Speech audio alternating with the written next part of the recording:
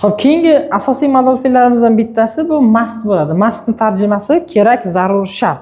Must ham xuddi shunday 3 xil zamonda ishlatiladi. Hozirgi va kelasi zamonlar uchun boyagi xuddi shunday can kodga o'xshab must ham o'zi tuslanadi. Mustdan keyin to'g'ridan-to'g'ri fe'l bir ishlatiladi. Fe'l bir.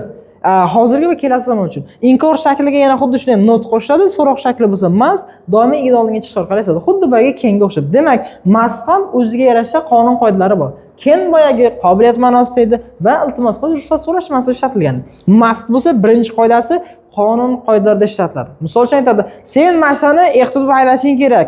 Radarda mashinani 60 ta haydashing kerak yoki sen barcha berilgan qonun qoidalariga bo'ysunishing kerak degan ma'noda. Misol uchun aytamiz, you subject must kelyapti va fe'l bir. You must drive a car slowly. Mashinani sekinroq haydashing kerak. Qonun qoida yoki you must obey the order. Sen buyruqlarga bo'ysunishing kerak. Qonun qoida. Ikkinchi asosiy ishlatiladigani buyruq berishda ishlatiladi. Kattalar tomonidan kichiklarga buyruq bermoqchi. Misol uchun, xonangni yig'ishtirishing kerak, darsingni qilishing kerak, yaxshiroq o'qishing kerak yoki mana bu kitoblarni o'qib chiqishing kerak, hozir uxlashing kerak, telefon o'ynamasliging kerak degan ma'noda ishlatiladi. Ya'ni kattalar tomonidan kichiklarga buyruq berishda ishlatiladi. Misol uchun, you must tidy your room. Xonangni tozalab qo'yishing kerak. Yoki you must read a kitob o'qishing keraksan. Yoki they must sleep now. Ular hozir uxlashi kerak degan ma'noda ishlatiladi. Buyruq beryapmiz. Must buyruqda ishlatiladi. Uchinchi qoidasi axloqiy burchni ifodalashda ishlatiladi. Agarda axloqiy burch nima degan? Biror vijdoningiz uyg'onib qolsa, bunday uxlamoqchi yo telefon o'ynamoqchi bo'lsangiz, yo men dars qilishim kerak. Yoki yo men xona rassov o'tgan bo'lsa vijdoningiz uyg'onib qolib, yo men xonani tozalab qo'yishim kerak. Yoki men mana kitobni o'qishim kerak. Yo men musiqa tinglamasligim kerak. Yoki Instagram ko'rmasligim kerak. Telegram ko'p o'ynamasligim kerak. YouTube'da kamroq video ko'rishim kerak. Ya'ni axloqiy burch. O'zingizga o'zingiz biror maslahat, panetga bersangiz, albatta must ishlatiladi va aytamiz, I must study hard. Men qattiq o'qishim kerak. Axloqiy burch aytyapman.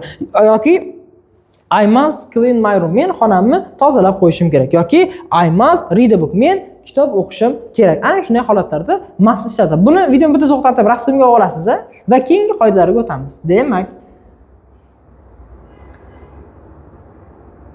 endi buni 4-qoidasi inkor ma'noda kuchli taqiqni ifodalaydi.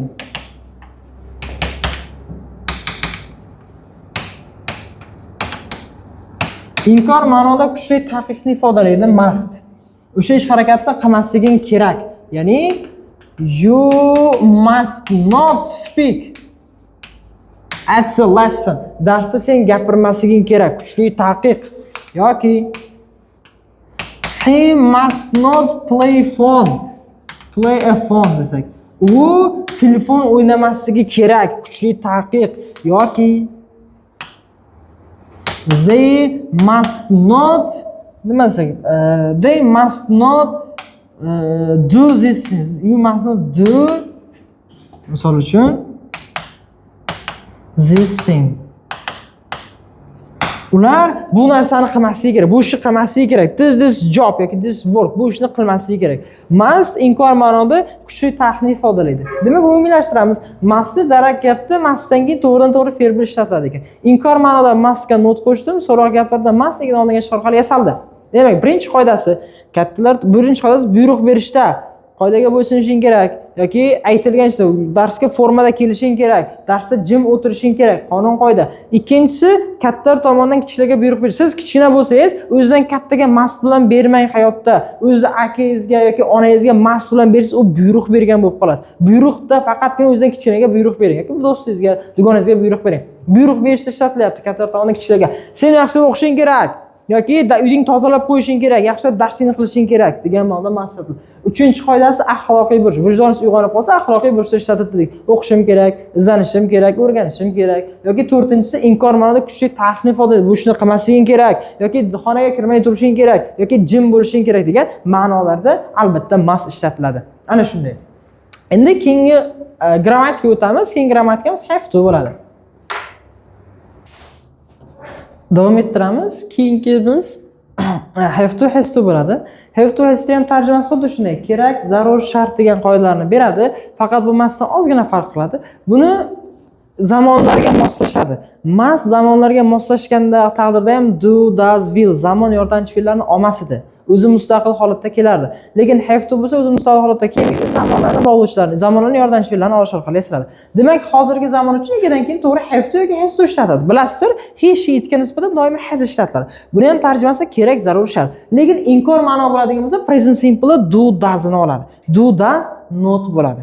So'roq endi do does not bo'lgandan keyin has to ni unuting endi. He ga has to darak shaklda bo'ldimi? Endi inkor bo'lsa he does not has to emas, he does not have to bo'ladi. Eslab qoling. So'roq shakli bo'lsa bilasizki, present simple do does egidan oldinga chiqish orqali yasaladi. Endi kelasi zamoni. Kelasi zamoni bilasizlar, barcha zamonlarga will qo'shiladi. Will have to, has to yo'q. Will have to inkor shakli, will not have to, so'roq shakli will subject, have to bo'ladi. Bu kelasi zamonda biror narsa kerak, zarur, shart bo'lsa. Endi o'tgan zamon, esingizda bo'lsa, starter mavzularida have got, has got tarjimasi bor degan edi, hozirgi zamon uchun ishlatilardi va o'tgan zamon menda mushuk bor edi bo'lsa, had bo'lar edi. Mana bu o'tgan zamonda endi have to miz had to ga o'zgaradi. Had to bu kerak edi, zarur edi degan tarjimani beradi. Had to, lekin inkor bo'lsa, past simple inkor shakli yordamchi fe'li did edi. Did not fe'l bir yasalardi past simple da. Endi did not bu had to emas, did not have to ga o'zgaradi. Esdan chiqarmaydi, biroz chalkashtiradi.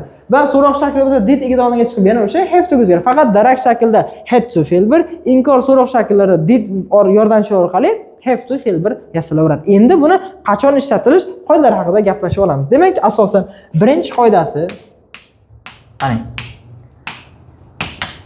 Boshqa chora qolmaganda, biror bir ish harakatni, biroz tezroq yozaylik. Biror bir ish harakatni qilishga majbur bo'lsak,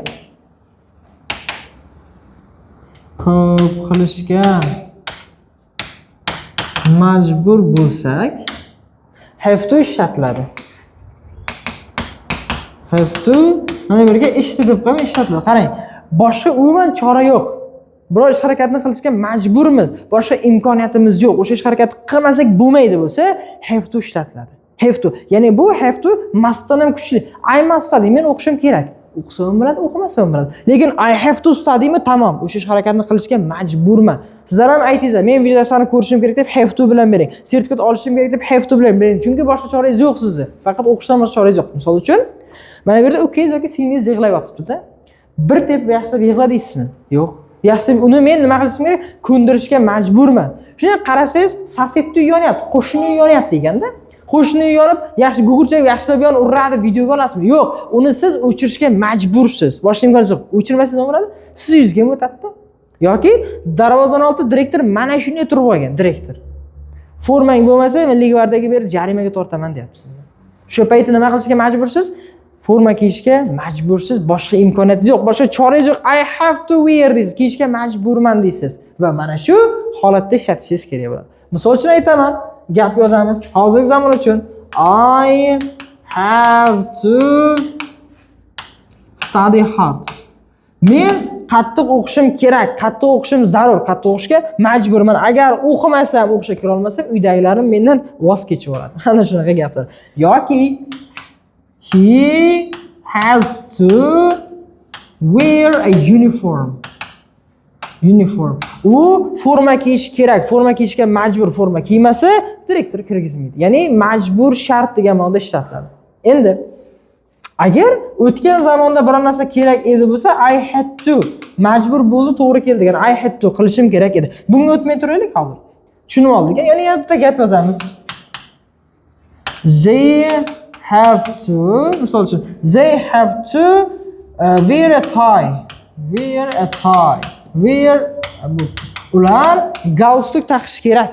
Galstuk taqishga majbur, bir ish harakat qilishga majbur bo'lsak, have to ishlatiladi. Hozirgi zamoni va kelasi zamon uchun have to ishlatib turing. Endi buni birinchi qoidasi pishdi. Endi ikkinchi qoidasi bor. Inkor ma'noda